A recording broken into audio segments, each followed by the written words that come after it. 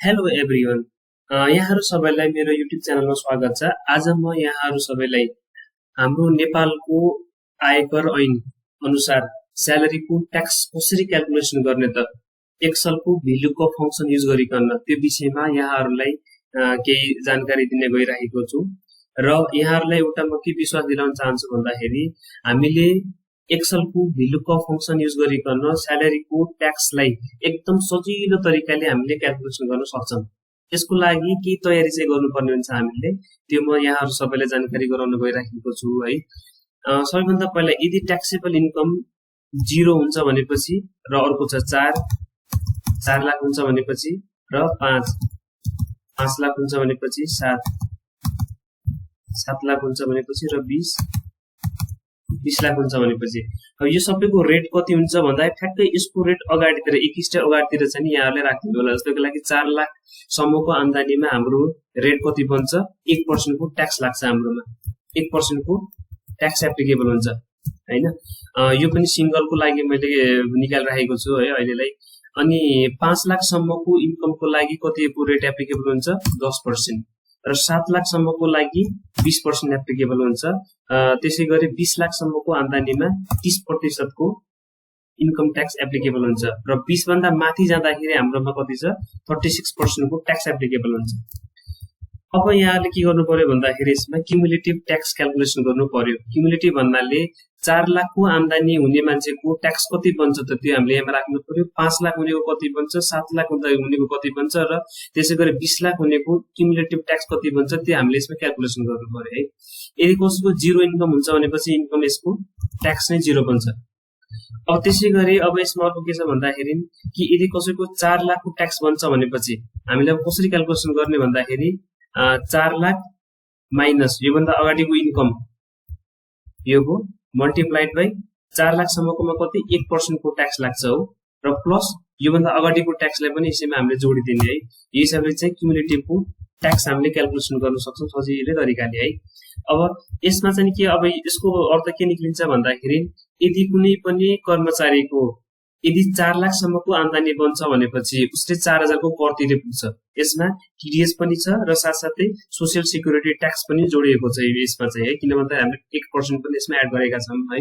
र अर्को कुरो के छ भन्दाखेरि यदि कुनै पनि कर्मचारीले वर्षमा 5 लाख सम्मको यदि उसको आम्दानी हुन्छ भनेपछि उसले 14000 सम्मको 14000 को कर तिर्नुपर्ने हुन्छ र यदि कुनै पनि कर्मचारीको 7 लाख को यदि आय बन्छ भनेपछि उसको ट्याक्स 54000 को बन्छ र त्यसैगरी यदि 20 लाख को कसैको पनि आम्दानी छ कुनै पनि कर्मचारीको भनेपछि उसको ट्याक्स बन्छ 4,44,000 रुपैयाँ है। अब मैले अब यसमा यो भनेको एउटा हाम्रो प्री वर्किङ हो है। अब यसको एक्ज्याक्ट क्याल्कुलेसन गर्नको लागि कसरी गर्ने भन्ने कुरो यो चारवटा फर्मुला लागेको भरमा हामीले ठ्याक्कै यसको ट्याक्सको अमाउन्ट हामीले क्याल्कुलेसन गर्न सक्छौं। र यसमा मैले एउटा उदाहरणको लागि 25 लाख 25 लाख यदि कुनै पनि कर्मचारीको यदि 25 लाख को ट्याक्सेबल इन्कम छ भनेपछि उसको आयकर कति हुन्छ त भन्ने कुरो म यहाँहरुलाई देखाउन गइरहेको छु। यसको लागि सबैभन्दा पहिला 20 लाख को 25 लाख को हामीले ट्याक्स निकाल्नु पर्ने छ तर हामीले 20 लाख को ट्याक्स कति बन्छ हामीलाई अलरेडी थाहा छ हो 4,40,000 भनेपछि अब हामीले यसमा 5 लाख को मात्र ट्याक्स क्याल्कुलेसन गर्दैपछि पुग्छ र त्यसमा पनि कति 36% को रेट लाग्नु पर्यो हो।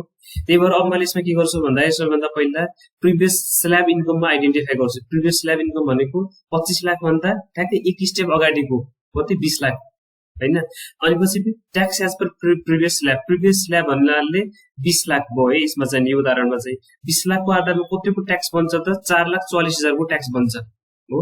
र अब के हुन्छ भन्दाखेरि अब लास्ट स्ल्याबमा अब चाहिँ हामीले जस्तो लागि 20 + 5 गर्दाखेरि जुन 5 लाखमा ट्याक्स लाग्नु पर्ने हो त्यसमा कतिको रेट लाग्नु पर्यो त भन्दा 36% को रेट लाग्नु पर्यो हो। अब यो तीनटै फिगर चाहिँ मैले अब VLOOKUP फंक्सन युज गरिकन म यहाँहरुलाई चाहिँ देखाउन गइरहेको छु है। यसमा अब सबैभन्दा पहिला मैले VLOOKUP युज गरे। यहाँहरु सबैलाई थाहा छ होला VLOOKUP को काम के हो भन्ने विषयमा चाहिँ है। VLOOKUP ले के गर्छ भन्दाखेरि कुनै पनि भ्यालुलाई हामीले सर्च गरिकन त्यसको एक्ज्याक्ट भ्यालु कति हो अथवा एप्रोक्स भ्यालु कति हो भन्ने कुरा चाहिँ हामीले कुनै पनि टेबलबाट हामीले सर्च गरिकन यसलाई अथवा सर्च गर्न सक्छौं हामीले है। अब यसको लागि चाहिँ अब हामीले के गर्नु पर्यो लुकअप भ्यालु। अब हामीले चाहिँ के चीज सर्च गर्नु पर्यो हामीले 25 लाख रुपैयाँ सर्च गर्नु पर्यो कमा दिनु पर्यो। अब कुन टेबलबाट सर्च गर्नु पर्यो भन्दाखेरि यो टेबलबाट हामीले सर्च गर्नु पर्यो मैले टेबललाई सिलेक्ट गरेको छु यसमा है। अब त्यसपछि कलम नम्बर, अब हामीले इन्कमको कलम कुन हो, यो कलम नम्बर 1 मैले सिलेक्ट गरेको टेबल मध्येमा चाहिँ नि कलम नम्बर 1 भनेको ट्याक्सेबल इन्कमको कलम हो, कलम नम्बर 2 भनेको रेटको हो र कलम नम्बर 3 भनेको क्युमुलेटिभ ट्याक्सको हो। त्यही भएर तर हामीले चाहिँ के चाहिएको छ, सिलेक्ट इन्कम, इन्कमको कलम भनेको कलम नम्बर 1 मा छ, त्यही भएर मैले 1 सिलेक्ट गरे हो, कमा। अब हामीले चाहिँ 25 लाख, यसबाट एक्ज्याक्ट 25 लाख खोज्ने हैन कि 25 लाखको नियरेस्ट लोअर भ्यालु चाहिँ हामीले खोज्नु पर्ने भएको भएर एप्रोक्स म्याचमा चाहिँ मैले सिलेक्ट गर्छु ट्याब प्रेस गरिकन र ब्र्याकेट क्लोज गर्ने बित्तिकै यसले के गर्छ, 20 लाखको इन्कमलाई सर्च गरेर दिन्छ। यदि अब मैले यसमा 25 लाखको ठाउँमा यदि मैले 9 लाख रुपैयाँ यदि राख्ने हो भनेपछि यसमा कति आउनु पर्यो, 9 लाखको नियरेस्ट लोअर भ्यालु भनेको 7 लाख देखिनु पर्यो नि यहाँ। त्यही भएर मलाई एन्टर गर्ने बित्तिकै यो अटोमेटिकली 7 लाखमा कन्भर्ट भएर आउँछ, किन भन्दाखेरि यसले 9 लाखको एप्रोक्स भ्यालु खोजिराखेको छ र एप्रोक्स पनि नियरेस्ट लोअर भ्यालु खोजिराखेको छ है, त्यही भएर 7 लाख आयो है। अब tax as per previous slab भनेपछि 7 लाख सम्मको, यो भन्दा प्रिभियस स्ल्याब सम्मको ट्याक्स क्युमुलेटिभ ट्याक्स कति बनिराखेको थियो, 54000। अब 54000 पनि मैले यहाँबाट फर्मुला लगाएर यहाँबाटै बुझ्नु पर्यो है। यसको लागि मैले के गर्छु, VLOOKUP, मैले VLOOKUP फंक्सन युज गरेँ। त्यसपछि मैले के खोज्नु पर्यो, 9 लाख खोज्नु पर्यो। मैले कुन टेबलबाट खोज्नु पर्यो, यो टेबलबाट मैले टेबल पुरै सिलेक्ट गरेँ मैले है। टेबल सिलेक्ट गरिसकेपछि फेरि कमा दिनु पर्यो। मलाई कुन कलम नम्बरबाट चाहियो भन्दाखेरि मलाई चाहिएको ट्याक्सको अमाउन्ट चाहियो भनेपछि कलम नम्बर 1 2 3 थर्ड नम्बरको कलममा चाहिँ हाम्रो ट्याक्सको अमाउन्ट छ है।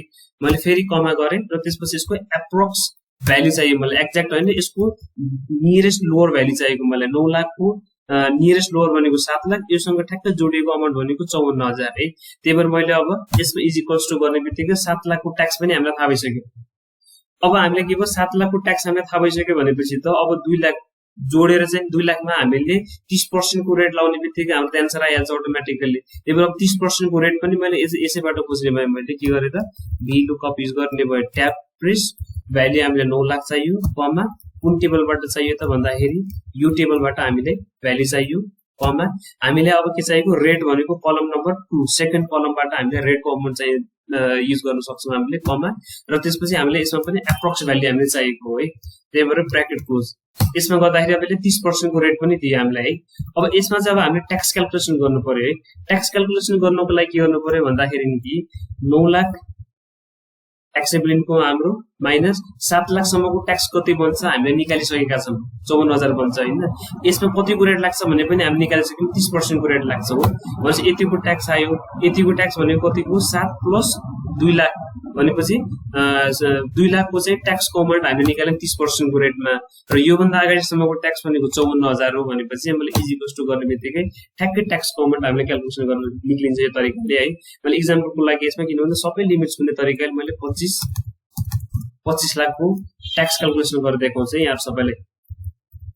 25 लाखको ट्याक्स क्याल्कुलेसन गर्नको लागि कति आयो, 6,24,000 रुपियाँको ट्याक्स बनिरहेको छ। अब यो 6,24,000 नै आउँछ कि आउँदैन भन्ने अब एकचोटि हामीले पनि टेस्ट गरौँ है। योमा के छ, 4 लाख 4 लाखसम्मको कतिको रेट छ भन्दाखेरि 1%, त्यसपछिको 1 लाख 1 लाखमा कति छ 10%, त्यसपछि 2 लाख 2 लाखसम्ममा कति छ 20%, त्यसपछिको कति छ 13 लाख 13 लाखमा कति छ 30%, त्यसपछि अब कति रह्यो भन्दाखेरि हाम्रो यहाँसम्म 20 लाखसम्मको इन्कम बनिसक्यो र अब 5 लाख जोड्नु पर्यो। 5 लाखमा कति 36% को भने 6,24,000। यो तरिकाले गर्दाखेरि 6,24,000 नै आयो, यो तरिकाले गर्दाखेरि पनि 6,24,000 को नै ट्याक्स क्याल्कुलेसन भएको छ। र अब यदि यसमा लमानौ यो सिंगल नभरे कपल थियो मानौ, कपल भएको केसमा हाम्रो यसमा के हुन्थ्यो, 4 लाखको ठाउँमा 4,50,000 बन्थ्यो है, 5 लाखको ठाउँमा 5,50,000 बन्थ्यो, 7 लाखको ठाउँमा 7,50,000 बन्थ्यो। बाँकी सबै सेम, के पनि चेन्ज हुनेवाला थिएन यसमा।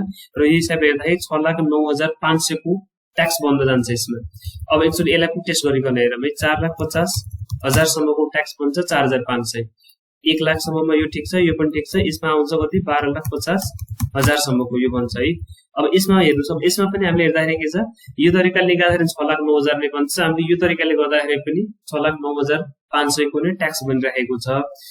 मलाई आशा छ यहाँ सबैले VLOOKUP फंक्सन युज गरिकन स्यालेरीको ट्याक्स एकदम सजिलो तरिकाले क्याल्कुलेसन गर्न सक्नुहुन्छ है।